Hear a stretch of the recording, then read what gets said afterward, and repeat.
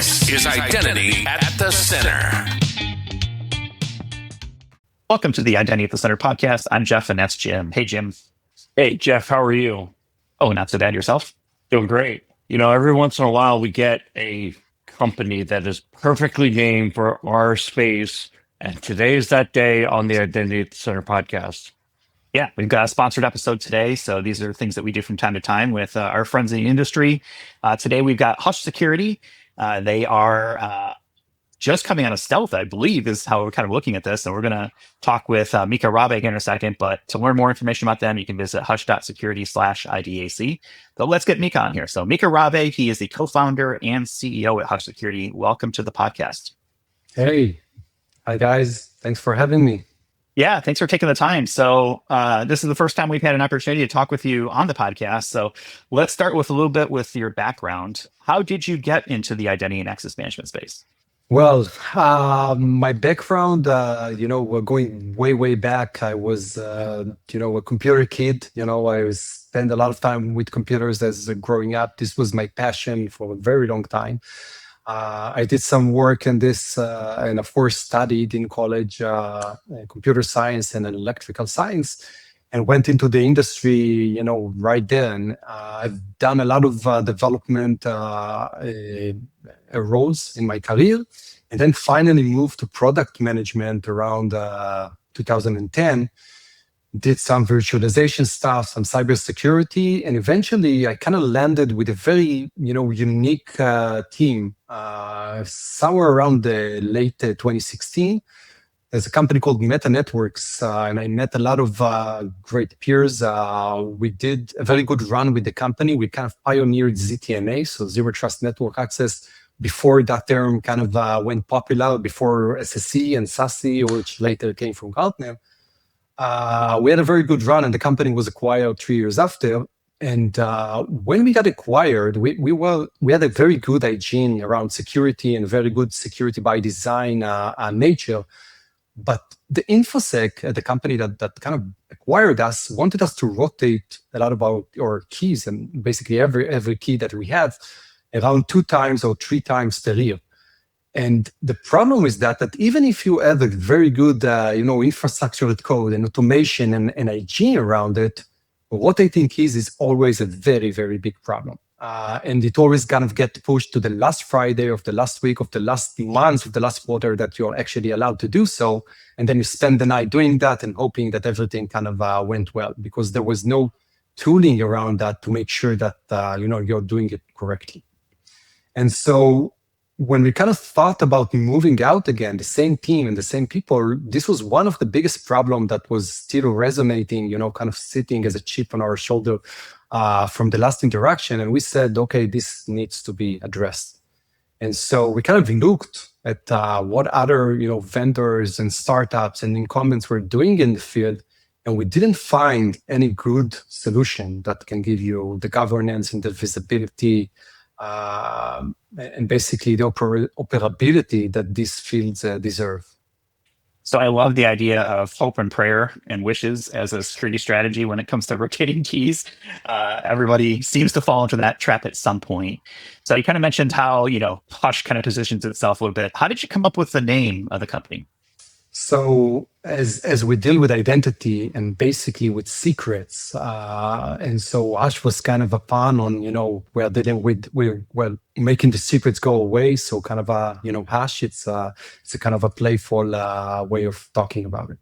Took us a while to get there, but we were very happy when we struck that one. And most importantly, the URL was available, right? So hush.security is a great URL to have. Available for the right price, obviously, but yes.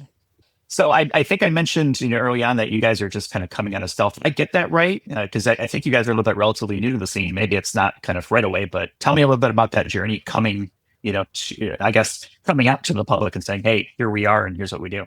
Yeah, so we've been working, for a year now on this product, which is disruptive. I think it's very unique in the industry. There hasn't been a platform that or solution that is doing what Hush is doing. And so we were excited a bit to keep it a secret at the beginning, but then later on, we really wanted to kind of brag and tell the industry and the world what we're doing, and that there is a way to do things differently, which actually makes security people happy and operation people happy, which is very rarely the case. And so, yeah, we did come out of stealth, launched the product and the company a week ago. A lot of fanfare, and we're happy and excited for the next chapter.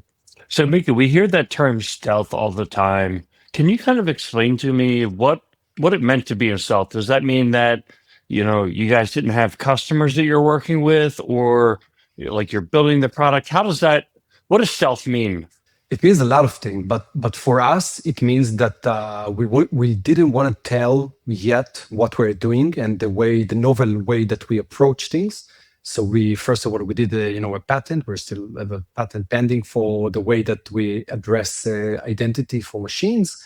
And then there was a lot of competition in the space, and a lot of them are kind of, in my mind, they are kind of missing the target. They are doing a very tactical thing, a very short-sighted thing that can help in the short term, but thinking about how to reduce the technical debt and how to go into a better approach. And this is something no one has done yet, and so we kind of wanted to keep that hushed for some time. And then once the product is ready to go out with a bang, in the meantime, that doesn't mean that we can acquire customers. We do have 4 paying customer and several more, on our pipelines, and now we can actually expand, the go-to-market, and this is exactly what this launch is about. Well, I'm biased, but this is a great way to launch anything. Is coming out of the podcast, so you have thousands of people that are kind of tuning in for this. I'm going to put my jaded CISO hat on here, and you mentioned the competition. There's a lot of products in the IAM space, and the hard question that I always like to ask is, so what makes you guys special? Like, what is it that you think sets Hush apart from others that are looking to approach either the same or maybe similar problems in the space? So I think, first of all, most other vendors addresses visibility only, right? And so this is very important, definitely for CISOs in a lot of companies. They want to understand first and see where the problem is, where the bodies are buried, so to speak. But then the next part of that is that you actually need to remediate that. So if your solution, is the one that opens 500 Jira tickets, this is not what CISOs are actually looking for. So the first thing that sets us apart is that we are looking for remediation or prevention of those problems, right? Not only to show them. We do have a comprehensive way of discoverable and visibility, but what we are looking for strategically is to change the way that things are done and to help our customers basically avoid those problems, right? You can think, other companies have done that in the past. For example, CrowdStrike and SentinelOne developing an EDR, writing, then building a better antivirus, right? So a jump or, just shifting the way that the solution is being done can yield much better result. And I think strategically, this is exactly what Hush is going to do. The other side, the other part of the vendors that we are actually competing against is in a way the vaults provider, right? The one that actually was safeguarding the secrets up until now, but the secrets have grown in such a scale that vaults are not keeping up with that pace. The era where static secrets were, few and the rotations were very far apart are long gone. And with the scale that we have today, definitely with agentic kind of coming in and tearing through the roof of that, we need a better solution and one that addresses the scale and is future-proof. Yeah, I mean, I'm glad you brought that part up about the vaults. I mean, like I said in the intro, I love the name Hush Security. And when I first heard about it and that you guys are taking on secretless access management, I thought this is totally like in that space of managing secrets vaults or getting a new twist on it. But I also thought this sounds like a play on non-human identities. And I'm wondering if those kind of get confounded, what you guys are doing with the secretless access management and non-human identities. And if they do get confounded, what is the difference between those two?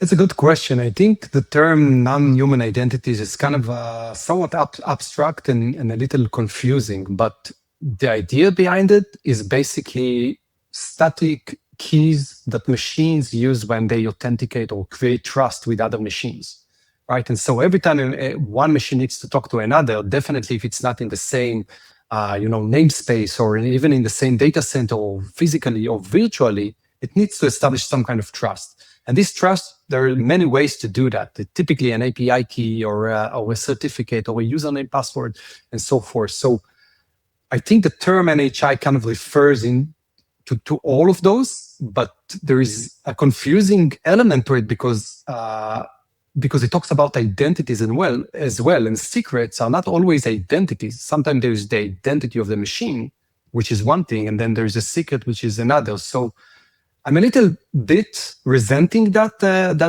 term, but it's accepted in the industry. And for me, it talks about basically legacy static keys, enabling machine to talk to another machine.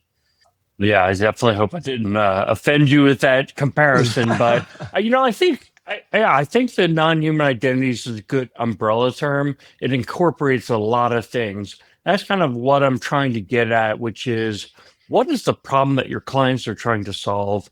And I'm wondering, with that description, are there certain types of clients that use this? So in other words, organizations do a lot of custom development, or can you use this with prepackaged software as well? Basically, there are a lot of approaches that you can take in order to, improve your posture with regard to non-human identities. But there are no good tools that takes you all the way. So there are kind of these separate places where you can kind of improve a certain element of what you do. But up until now, there are no tools to do it. The vaults, themselves, they become a little smarter over time, so they can do some more things. They can give you more auditability and so forth. The NHI, visibility has become a little better. It's not perfect yet, but it is getting there. But eventually, the work to actually, in the case of legacy stuff, right? So where you need to go into a better solution. For example, when you work in a cloud-native environment, like let's say AWS, you're using IAM roles, you're using policy to manage access and trust between machines. And that works great. It has been working for, I think, more than a decade in the same way. But when you're getting outside of AWS, right, you have a workload in AWS that needs to talk to a SaaS, for example, that system doesn't apply anymore. And so you're stuck with this kind of legacy way of doing it. And today there are no good tools that can help you do that without breaking the legacy world. I think there has been several attempts to do so. For example, SPIFFE is one of the standards that is trying to kind of make a revolution here. But I believe that SPIFFE is not yet backed by enough. Sorry, it's not backed by yet enough big players in the ecosystem, and there is not enough momentum behind it. And so if someone can take the elements of SPIFFE and the principle of it and apply it in a way that doesn't break your code and your business, then I think this is exactly what we're trying to build and what needs to be built. It's interesting because a lot of what you're saying and SPIFFE's, I think back to our episode with Felix Gatens, and he just came on to talk a lot about different approaches for machine identities in the authentication space and SPIFFE, and that's kind of a cross-cloud platform, whereas what you have is a lot of proprietary solutions. I think that Google's solution for vaulting is based on SPIFFE, but for the most part, it's proprietary solutions. You guys are approaching it differently, and you're also taking on the on-premise to software as a service, which I think should be kind of clear to everybody. Like that's a problem that, how are you solving it today, right? Unless you're kind of building your own solution, it's pretty hard to solve. So I'm kind of thinking that I might have answered my own question for the next question, but it's why is this hitting now? Why are people trying to solve this problem now? It seems like the problem's been around forever, right? So why is it coming home to roost? Yeah, I think it's an excellent question. We've been using, API keys and secrets and NHI basically since the invention of software in a way. The issue with that is that when we used to work in monolithic, on-prem, that was manageable. It was very few of those because all the software was kind of packed neatly together, and trust between those components were inferred or assumed. But as we kind of transform to the cloud, right, and if now software is physically and virtually in different places in the world, now you need to establish trust between them. And so we needed a lot more of those NHIs. And if you take into consideration that after that came the infrastructure as code and the automation kind of revolution, then all of those are scripts and tools that needs even more of those keying and artifacts. And so it kind of grew dramatically back then. And now, as we discussed before, we are entering the agentic area, and agentic, by definition, need a lot of very, very wide access into everything, SaaS, your data center, your cloud, and so forth. And so we are on the verge of another very, very big surge in this thing. And I think this is why now is the time that companies and vendors and analysts are kind of saying, okay, this is, it's going to break very, very soon, if it hasn't broken already. And look, for example, just what happened with this Salesloft Drift incident that happened just a few weeks ago.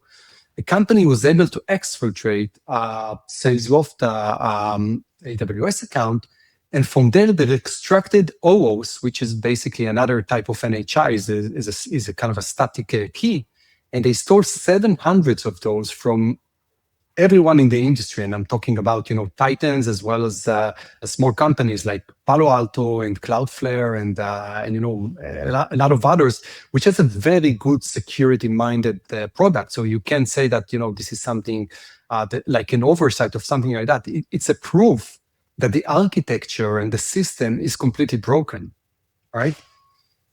So the proof is that someone broke all the big security companies in the world, and that means that the architecture is failing us. So we need to move into something that works a little better. Yeah, no, I mean, it's a great points that you're bringing up. Thinking from the practitioner's perspective, I'm wondering, it almost sounds like the case is being made that obviously there's a transition period, but is the case that I won't need a separate secrets vault in the future if I'm going down this hush route? Do I eventually just eliminate the secrets vault? I think that's a very good assumption, right? So, as I said, look at what happened. I think it's a very good example and a very good metaphor. Look what happens in the human space, right? When I want to access Salesforce today, my company Salesforce, 10 years ago, I used to go to my admin, he would create a username and password for me in Salesforce. He would send that to me, which is, something that is risky, because how do you send that? Through an email, through an SMS, through whatever means. That's the first risk. And then it's my responsibility was to keep those username and password, presumably in one of those password, manager that we used to have, like 1Pass or LastPass or and so forth. And hopefully that is enough. But today, the situation is completely different. When I want to access Salesforce, I'm asking my admin, and he's putting forth a policy saying, Micha can access Salesforce. And the only thing I need to do is go to Salesforce and just log in with my IDP, whether it's Google or Okta or Ping or Entra or Microsoft. And so this is exactly the kind of path we want to take the machine access through. We want to write policies rather than deal with taking a key, sending it to engineering, putting that in a vault, and pulling it out of the vault when we need it. So yes, so in my vision, in my view of the world, when you're using a system similar to what we're developing, you don't need the vaults anymore. We had Darren Rolls on the podcast recently, and he talked about, for the big incumbent firms, they're not as motivated to innovate. I think what I'm hearing about from you is like true innovation, potentially shaking up the industry. I think this story resonates really well with practitioners architects, technology leaders, as they kind of understand, well, this is a game changer, they'll get on board.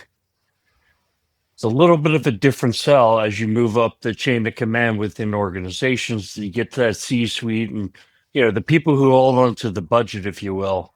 So I think that's one of the things that with your prospective clients, you're really going to have to help make that case. And have you already thought through that problem? I mean, what is the business case that you coach your prospective clients through to make to people who are not the techies, who are not hands-on and in love with the technology?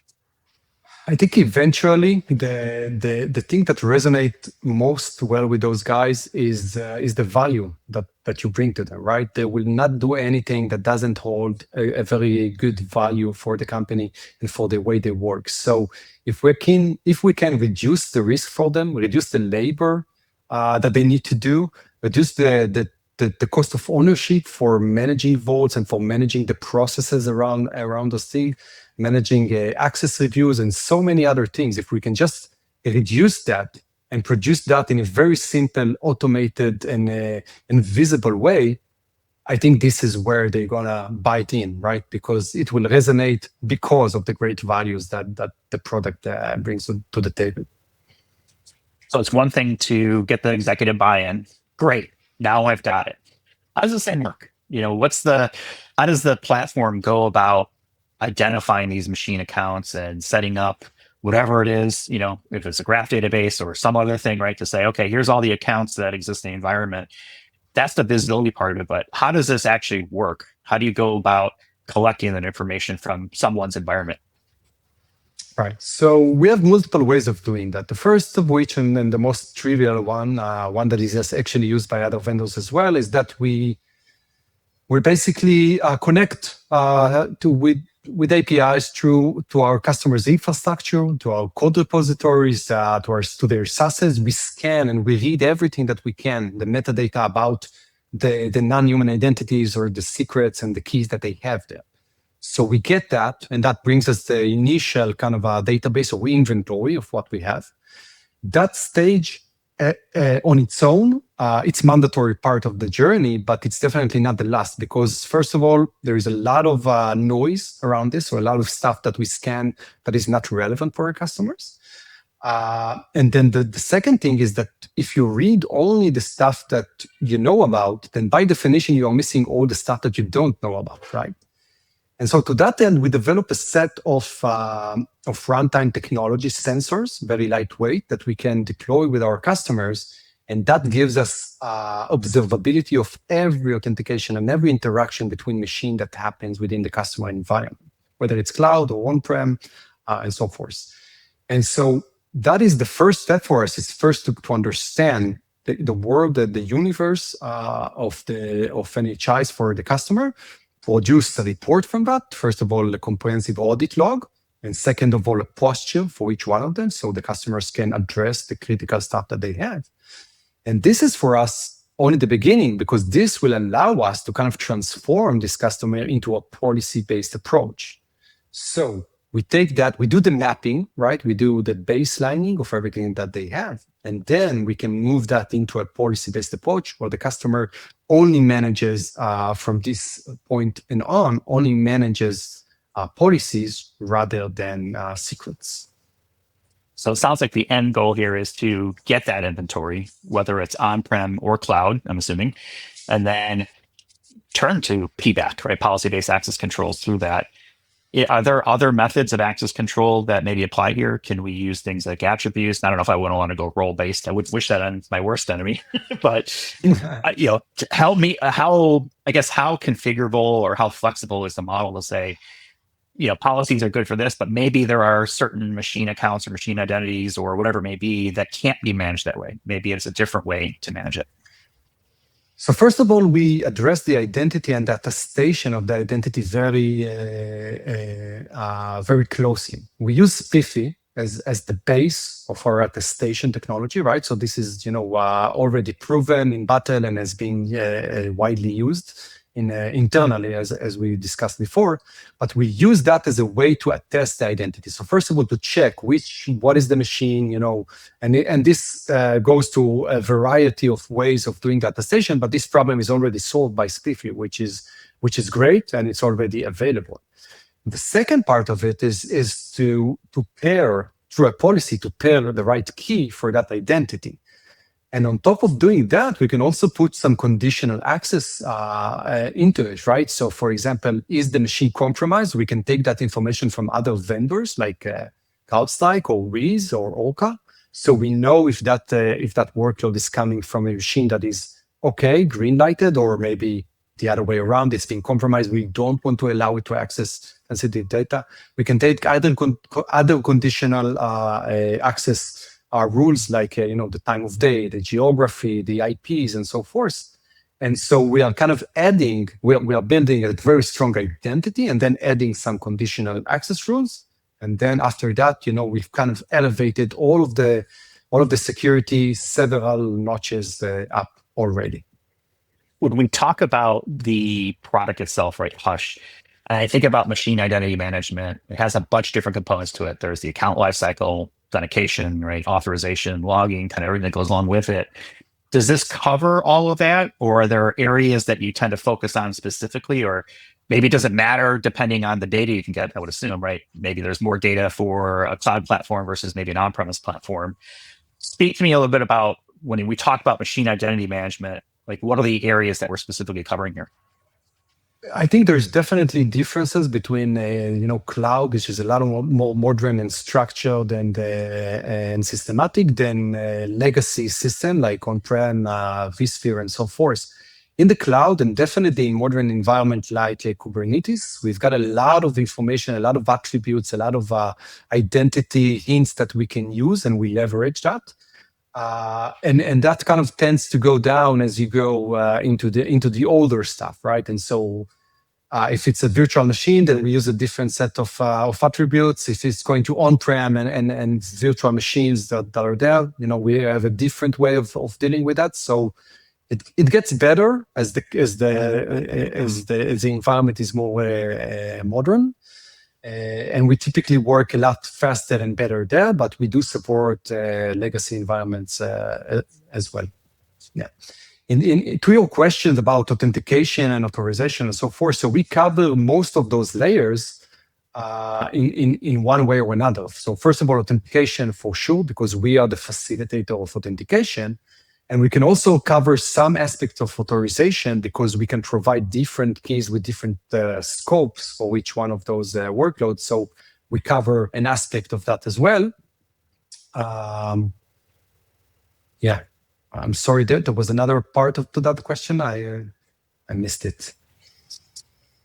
No, I think you cover it all. I think it boils down to data, right? How much data can we get for this stuff? And maybe that is that a minimum bar to be able to utilize a platform like this? Do I need a certain level of data for this to run, or can this run in like a simple vaulting format where, as much as we, dump down on it, sometimes there is some value at least having some sort of shared vault?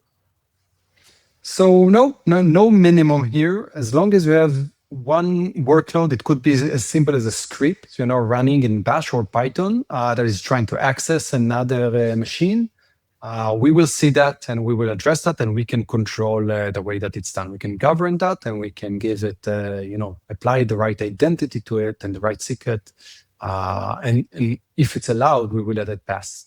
Then it could be as complex as a very complex environment with multiple clusters of Kubernetes and databases and interconnects on top of meshes, like MTLS and so forth.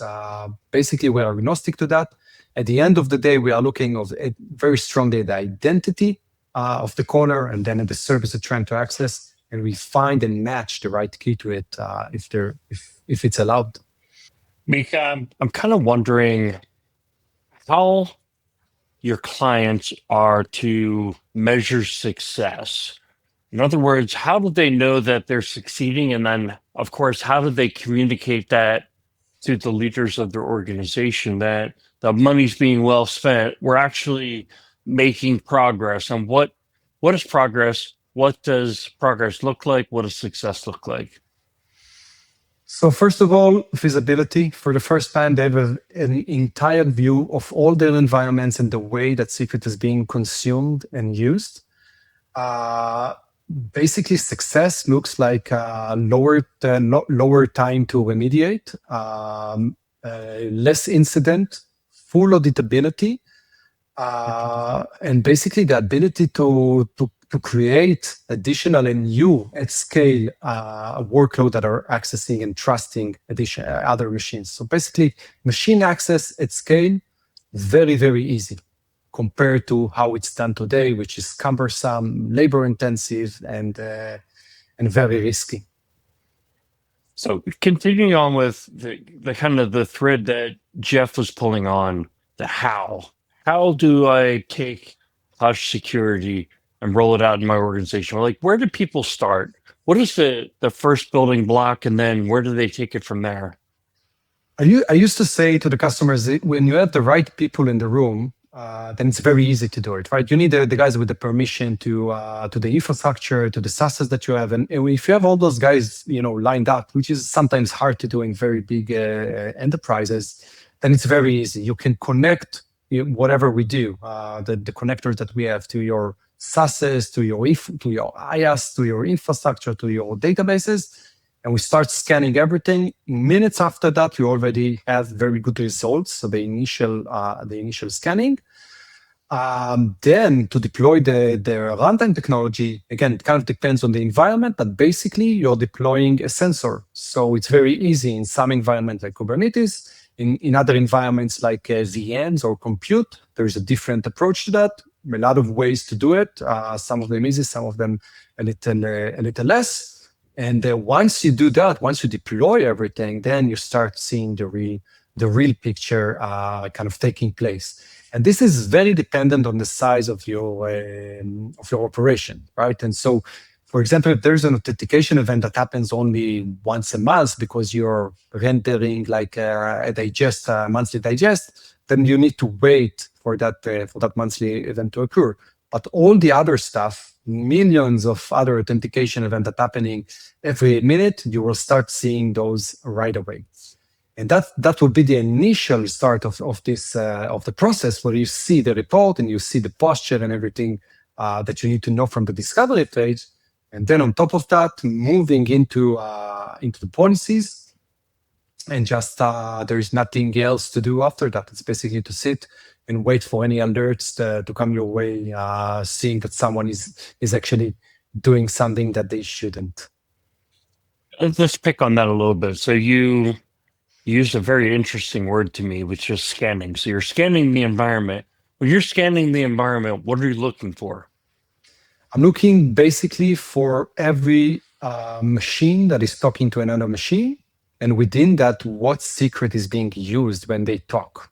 Right, and so basically, it's a combination of scanning and monitoring. We do some agent scanning, so we scan your code base, for example, your Git repository, right? So we want to know if you put any hard-coded secret there. So this is scanning your collaboration app like Jira and Teams and Slack and so forth. But we also monitor and observe. So that's the runtime part of what we do. We look at every authentication event that happens.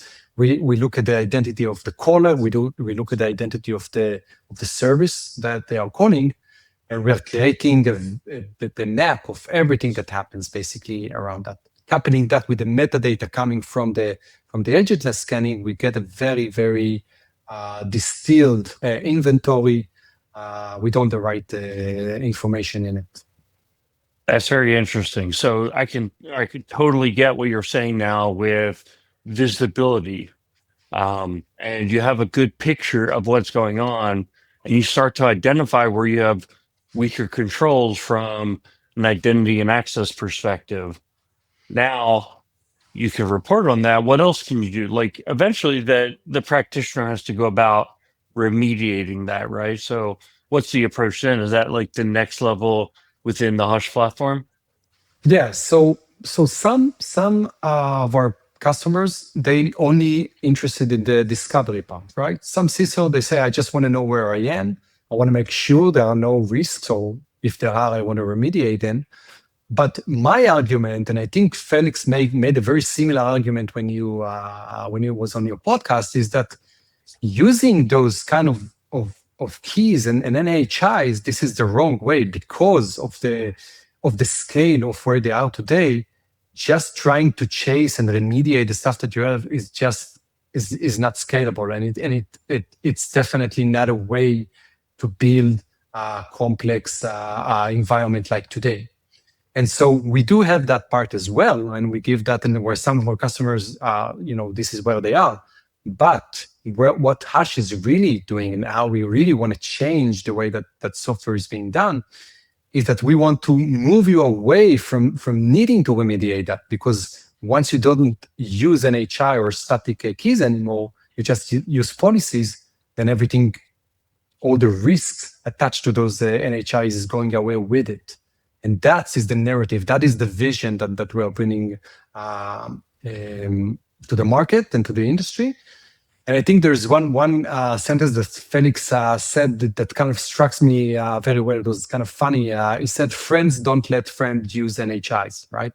Like this is not the way you want to go. You need to move, the way that you think about software and the way that you manage access. Yeah, normally I book our guests, but Jeff hit a grand slam with getting Felix on the podcast, and that's definitely one that got a lot of attention. With all that said, the visibility, it does seem like, look, I mean, I get the CISO perspective of, just give me visibility, because I think it's very hard to solve a problem when you don't know what the problem is.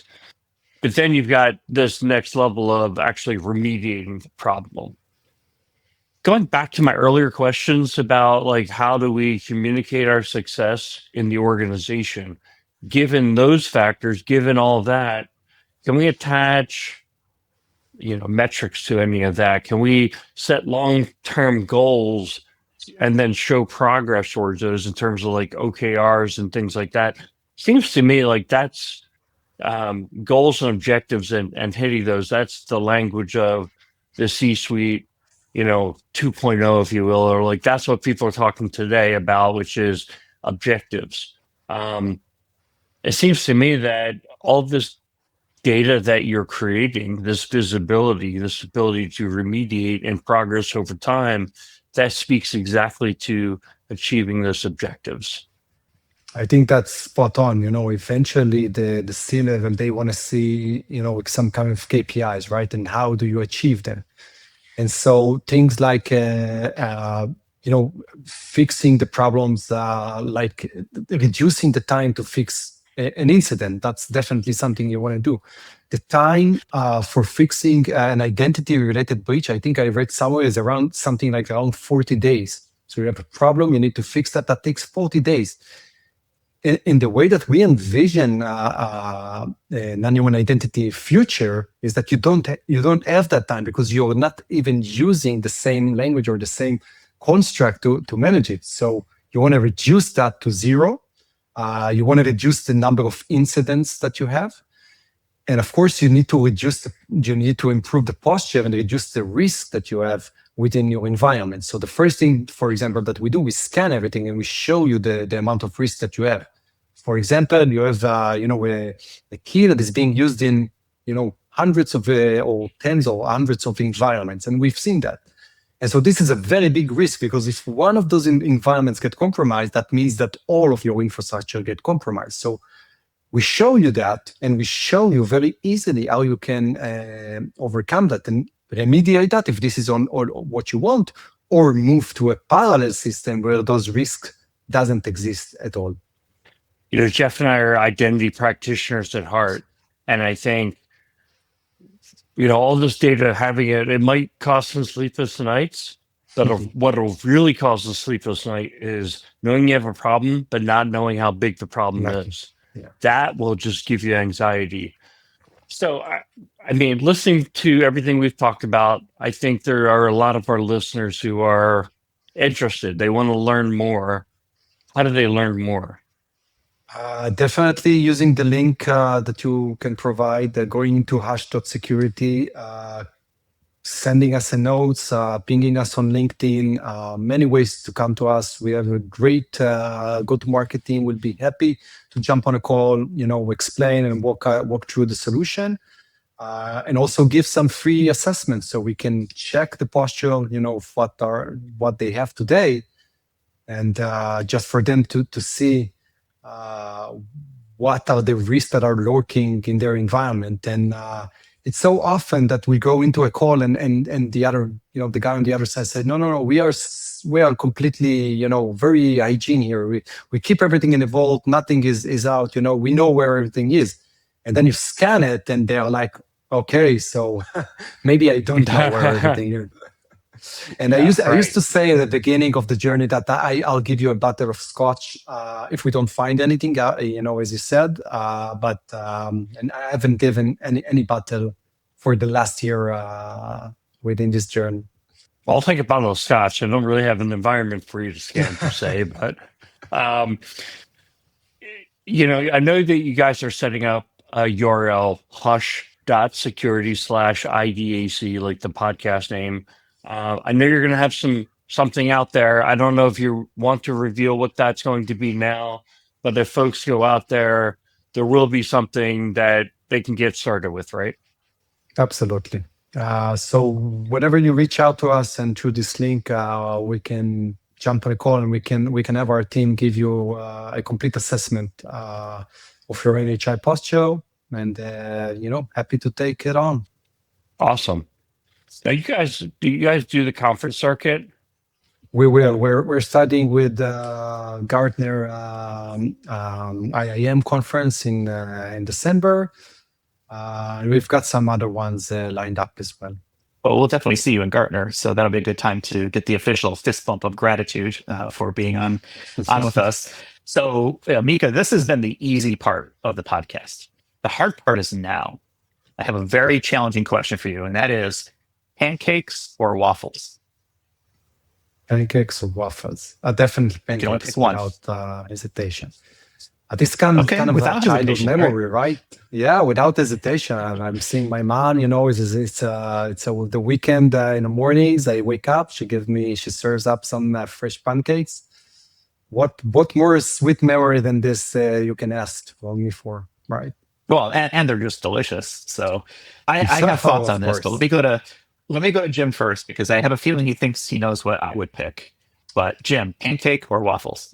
I don't think you can go wrong with either one, right? I mean, I'm a huge fan of both pancakes and waffles.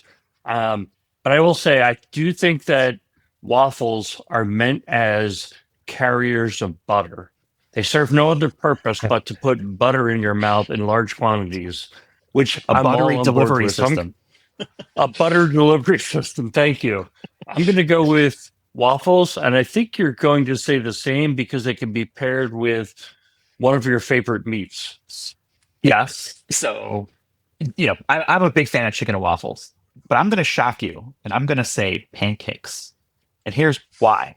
It's very difficult to find a good waffle. You can get good pancakes pretty much anywhere. It's much simpler, I think, to prepare. It's more consistent. That's what I'm looking for.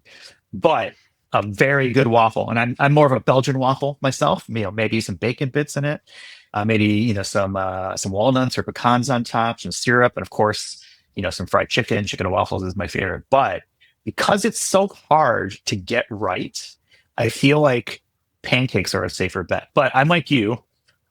I don't discriminate. I will eat either. The correct answer is both, of course. So we all failed this one.